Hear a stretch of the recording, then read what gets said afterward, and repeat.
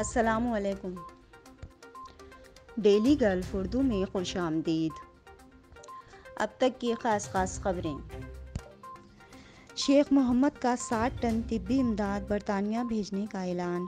अज़मत शेख मोहम्मद बिन राशिद अल Maktoum, नायब सदर और मुत्तहिदा अरब अमारात के वज़ीर आज़म और दुबई के हुक्मरान ने कोरोना वायरस से लड़ने में मदद के लिए फ़ौरी तिब्बी इमदाद बरतानिया भेजने की हिदायत की है।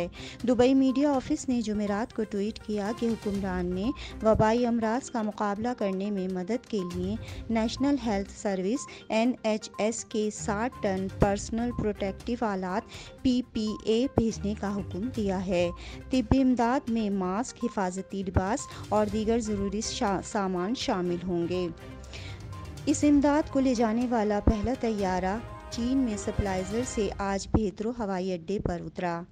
BMC के मुताबिक वज़ीर आज़म के दफ्तर के तर्जुमान ने बताया कि ये इमदाद मुत्तहिदा अरब अमारात बरतानिया के गहरे और देरीना राब्तों की रोशनी में थी।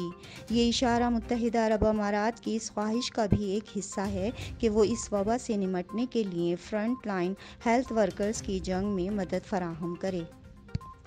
अब तक के लिए इतना ही। अगले बुलेटिन तक के लिए खुदा हाफिज़।